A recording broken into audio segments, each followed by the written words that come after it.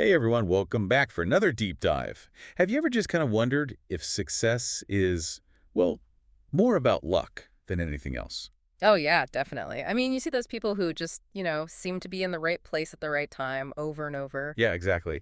And it makes you wonder, like, how much of it is really hard work and how much is just, I don't know, destiny or something? Right. Like, were they just, destined for greatness? Well, today we're going to try to get to the bottom of this whole luck versus hard work thing. It's a good one. I'm ready to dive in. Me too. To get us started, I think it's helpful to consider this idea of the Ovarian Lottery, which is something Warren Buffett often talks about. Oh, interesting. I haven't heard of that. Yeah, so imagine a giant barrel. Yeah. Right. And it's filled with billions of these little balls. Each ball represents a different life circumstance you could be born into. Like one ball is being born into a wealthy family, another ball is having a natural talent for music, things like that. Okay, I'm getting the picture. And then before you're even born, you have to reach in and just blindly pick a ball. That ball then determines your starting point in life. Wow, that's a powerful way to think about it. It really emphasizes that so much of where we begin in life is completely out of our control. Exactly. So some people, just by pure chance, end up with advantages right out of the gate. Right. They might have supportive families, access to great education, or maybe they just have a knack for something that makes success easier for them. Totally. Yeah. But then you have others who are, well, kind of dealt a tougher hand. Yeah, they might face poverty, have difficult family situations, or maybe they just weren't born with the same natural gifts. Exactly. So right off the bat, you have this huge element of luck that shapes our lives. But then here's where it gets really interesting. And to illustrate this, I want to talk about a scientist named Tu Yu. Oh, yeah, I've heard of her. She won a Nobel Prize, right? Yeah, she did.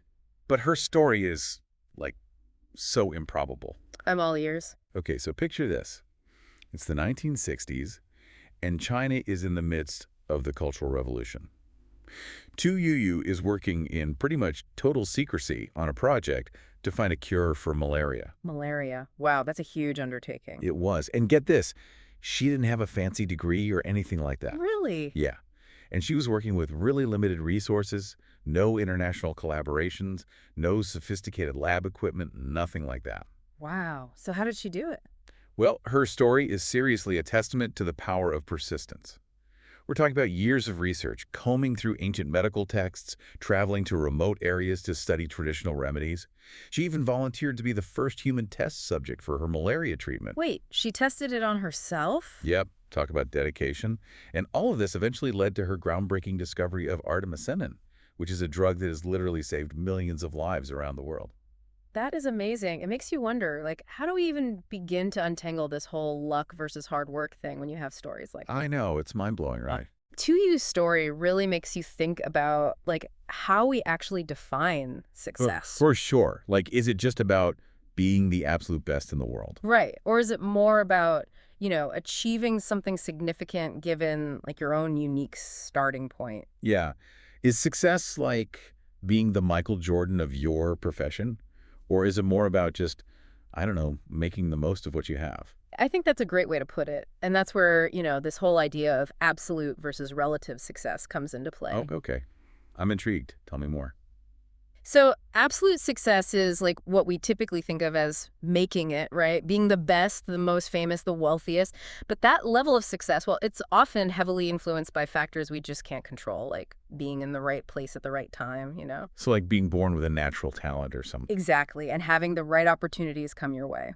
So would someone like Tu Yu, even with her incredible discovery, not really be considered an absolute success story? Well, in a way, yes, because while her discovery was groundbreaking, she wasn't like the only scientist working on malaria. Other researchers might have had more resources, better labs, more international recognition. I see. But what Tuyu did was achieve remarkable success relative to her circumstances. Like, compared to other scientists in China at the time, what she accomplished was extraordinary. Okay, I'm starting to get it. So it's not just about reaching the very top. Right. It's about how well you perform compared to others who, started from a similar position.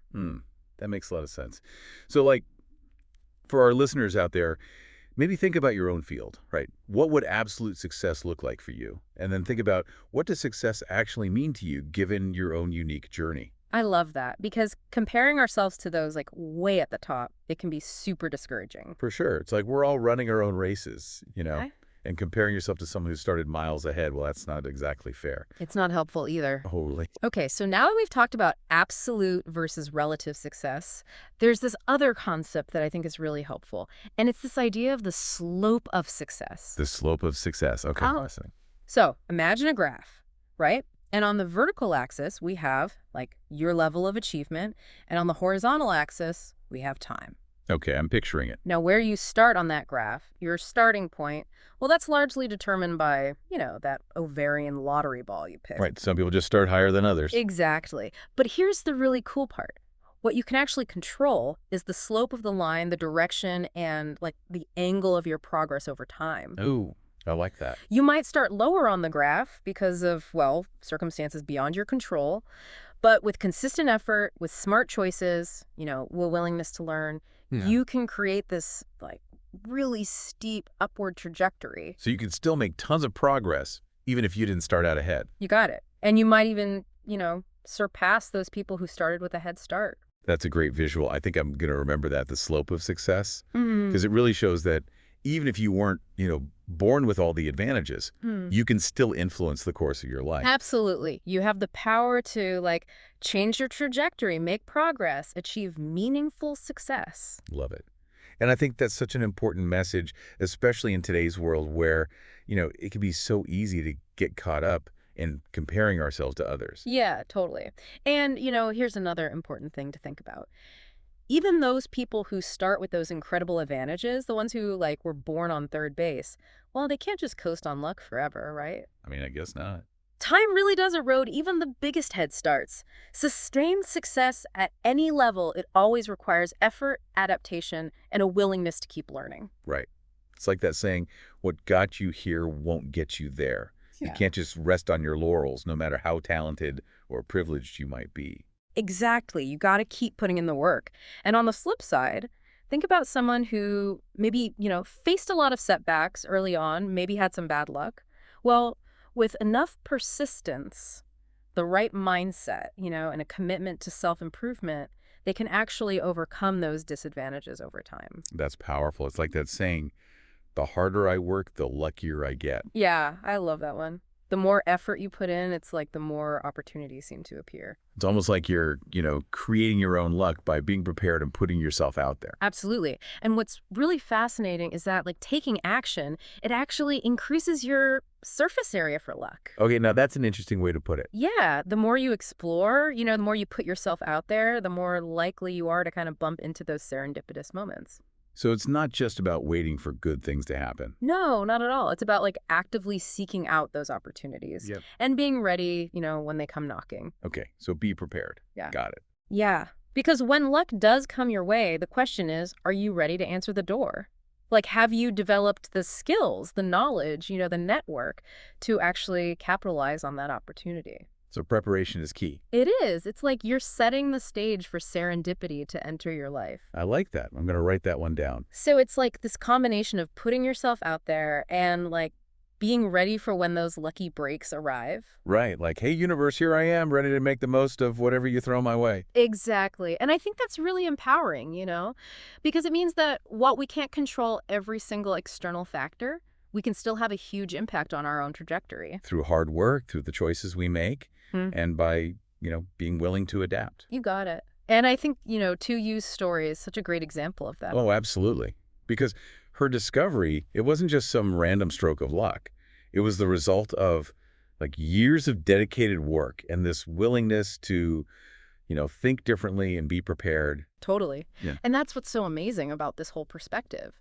It's empowering because it allows us to focus on what we can control, our effort, our mindset, our willingness to learn and adapt, while still acknowledging that, yeah, luck's always going to be a factor. So instead of getting, caught up in comparing ourselves to others or maybe, dwelling on missed opportunities, Yeah.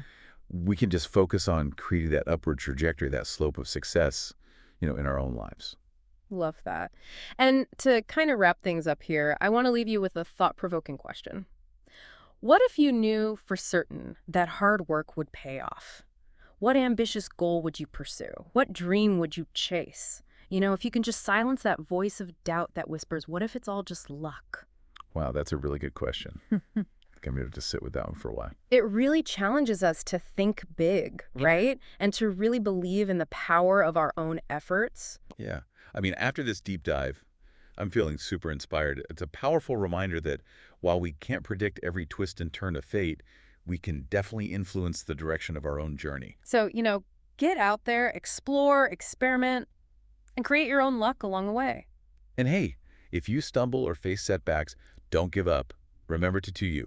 Remember that slope of success. Keep learning, keep putting in the work, and who knows what incredible things you might achieve.